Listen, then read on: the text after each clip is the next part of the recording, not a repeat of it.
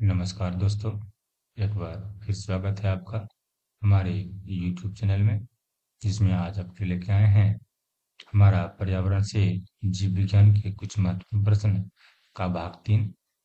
जिन विद्यार्थियों ने अभी तक हमारा भाग 1 और भाग 2 नहीं देखा है, वो जाके हमारे YouTube चैनल पर देख सकते हैं।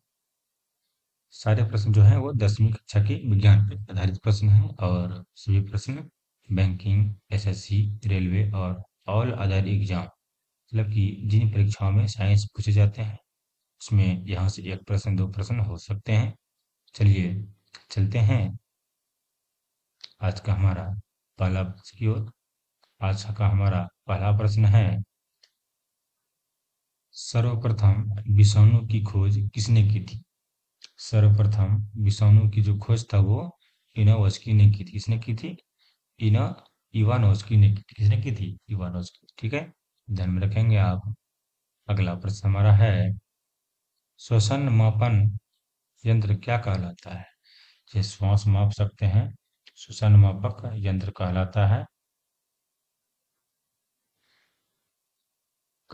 ये रेस्पिरोमीटर। क्या कहलाता है? रेस्पिरोमीटर। Option number B. ठीक है, अगला प्रश्न हमारा है, फूल गोभी के पौधे का कौन सा भाग खाया जाता है? फूल गोभी का पौधे का जो है पुष्पक्रम जो है वो खाया जाता है, फूल को खाया जाता है। अब प्रश्न हमारा है, तना काट आमतौर पर किसके प्रवर्धन के लिए प्रयोग किया जाता है?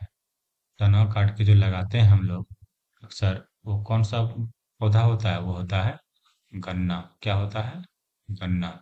केला का तना काट के नहीं, वो जड़ समेत लगता है। कपास का भी नहीं लगता है, लीची का भी नहीं लगता है। तो गन्ना जो है वो तना काट के लगाते हैं। ठीक है, अगला प्रश्न हमारा है, निम्न में बैक्टीरिया से फैलने वाले रोग है। तो बैक्टीरिया से फैलने वाले रोग यह चेचक है। क्या है? चेचक। सिर्फ चेचक ही ऐसा रोग है जो यहाँ पे बैक्टीरिया से फैल रहा है, तपेदिक यानी टीबी तो नहीं है। अगला प्रश्न है हमारा, नारियल का खाने योग्य भाग होता है। नारियल जो बाहर से सख्त होता है उसे हम अंदर से सिर्फ उसका भ्रूणपोष खाते हैं। क्या खाते हैं? भ्रूणपोष खाते हैं। ठीक है, अगला प्रश्न हमारा है, कपास किस कुल से संबंधित इकाई है? देखिए, कपास का आ गया है, तो कपास जो हमारा है वो मालवेसी कुल का पौधा है। किसका पौधा है? मालवेसी कुल का पौधा है। Option number A. अगला प्रश्न हमारा है, मनुष्य की खोपड़ी में कितनी अस्थियां होती है? तो मनुष्य की जो खोपड़ी है उसमें सिर्फ और सिर्फ 8 हड्डी होती है। कितना हड्डी होता है? 8 हड्डी होता है। Option number A. अगला प्रश्न हमारा है, निम्न में से कौन सा एंजाइम लार में पाया जाता है? तो लार में पाने वाला एंजाइम है वो टाइलिन है। क्या है? टाइलिन। Option number C. अगला प्रश्न हमारा है, आलू किस कुल से संबंधित है? देखिए, कुल पे आ रहा है, तो आलू आपको बताए थे पहले भी कि जिस पौधे का पीछे का पत्ता जो है उसमें कर्फ होगा वो सोलेनेसी कुल का पौधे होगा, वो है आलू। भी सोलेनेसी कुल का पौधा पौधा है आलू। बैगन ऊपर में आया था, बैगन भी सोलानेसी कुल का पौधा है। ठीक है, अगला प्रश्न हमारा है, नाशपाती का कौन सा भाग खाया जाता है? देखिए, अगला प्रश्न आ गया नाशपाती का। नाशपाती का ही गूदेदार जो है भाग खाते हैं, गूदेदार पुष्पासन को खाते हैं। ठीक है, ऑप्शन नंबर सी। अगला प्रश्न हमारा है, फल पकाने वाला हार्मोन कौन सा है? फल पकाने के लिए क्या उपयोग करते हैं? वो करते हैं इथिलीन। क्या नाम है उसका? इथिलीन का नाम है। ठीक है, अगला प्रश्न हमारा है,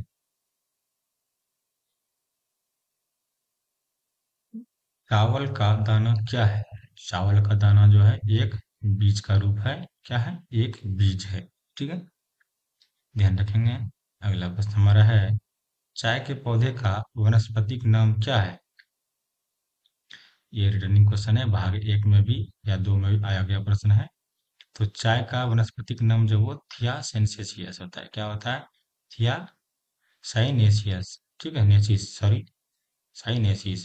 देखिएगा, साइनेसिस है, साइनेसिस, थिया है, ये सभी है। तो थिया साइनेसिस जो होगा उसी को आपको टिक करना है, ध्यान में रखेंगे। अगला प्रश्न हमारा है, शरीर का तापक्रम कहाँ नियंत्रित होता है? शरीर का जो तापक्रम है वो हाइपोथैलेमस में नियंत्रित हो जाता है। कहाँ होता है? हाइपोथैलेमस में नियंत्रित। Option number C. ठीक है। अगला प्रश्न हमारा है, रक्त में पाई जाने वाली धातु है। तो रक्त में तो सिर्फ लोहा पाया जाता है, नहीं, आयरन पाया जाता है।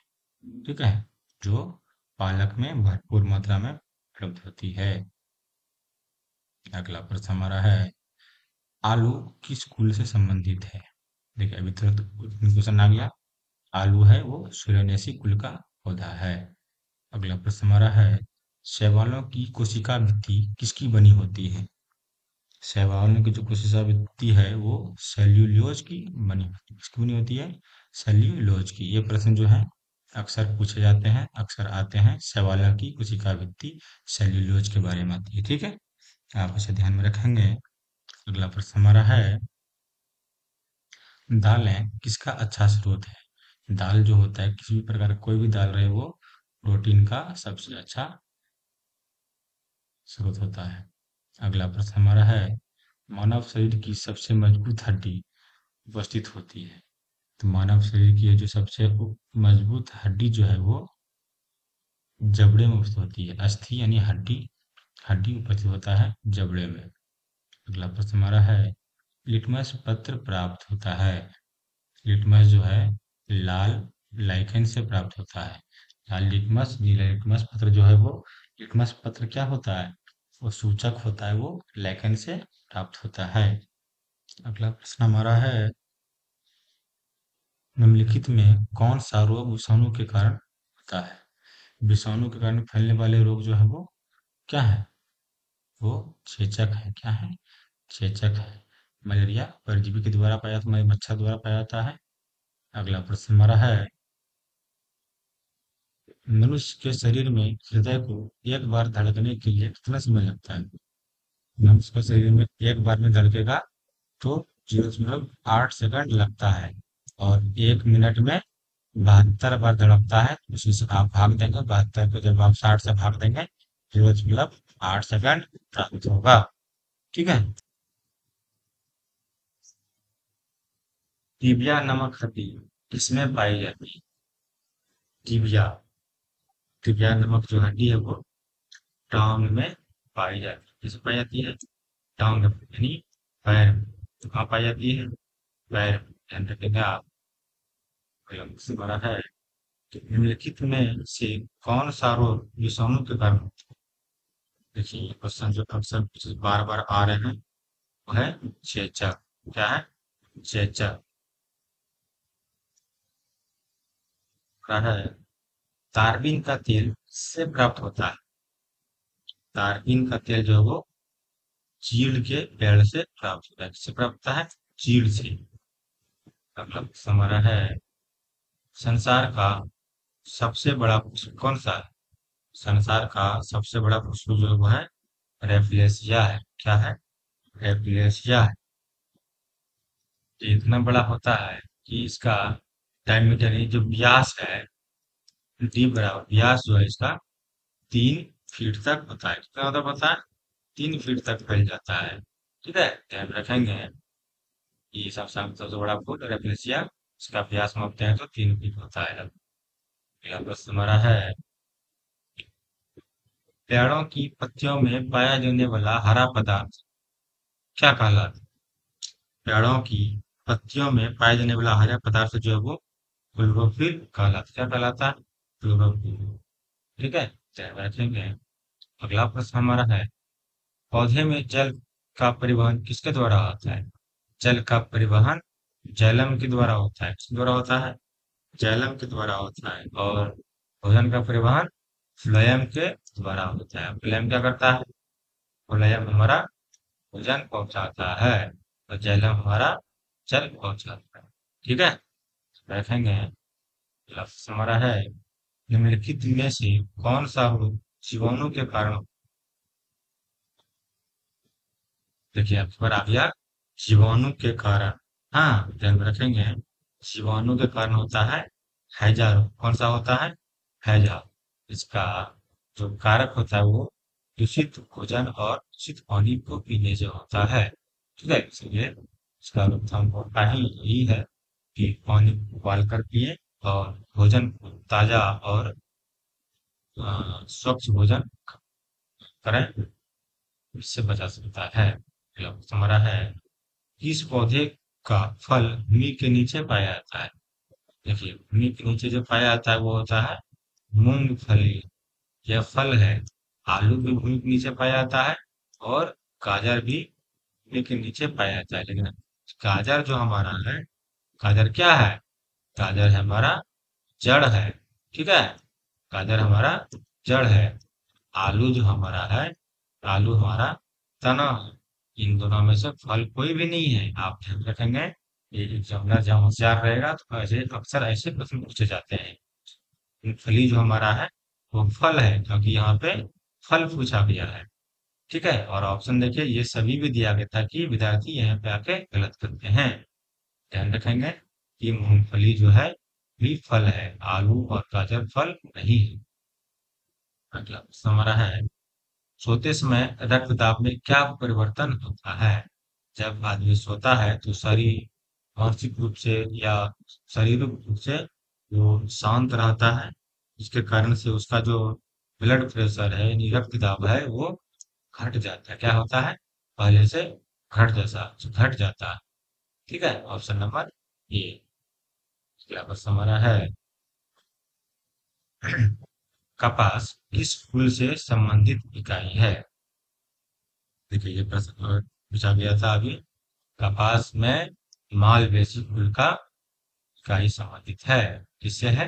मालवेसी से। अगला प्रश्न हमारा है मटर का पौधा क्या है? मटर का पौधा एक प्रकार का साग है। इसको हम बोलते हैं भाषा में साग बोलते हैं, खाने की उपयोग में आते हैं। ठीक है, अगला प्रश्न हमारा है किस पौधे में बीज होता है लेकिन फल नहीं होता? तो वो है सैकस। सैकस में बीज होता है लेकिन फल नहीं होता। ठीक है, उसका बीज को ही खाते हैं। अगला प्रश्न हमारा है गति प्रेरक किससे संबंधित है?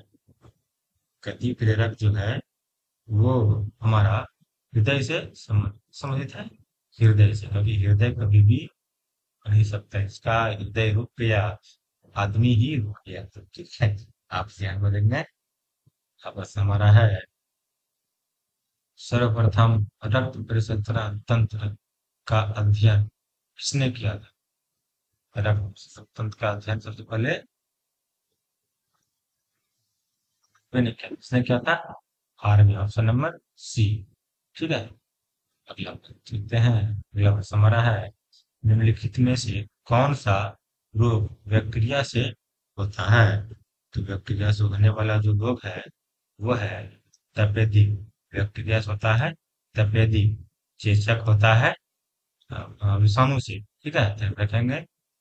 अगला प्रश्न हमारा है निम्नलिखित में से कौन सा रोग जीवाणु के कारण होता है? देखिए जीवाणु जहाँ पे आ गया वहां पे आ गया हैजा। अभी ऊपर इसका क्वेश्चन आया था, हैजा आ गया। ये दूषित जल और दूषित भोजन से होता है। तो हमको पहले बताए थे कि पानी को उबाल कर पिए और ताजा और स्वच्छ भोजन करें। अब हमारा है दलहन पौधे संबंधित है।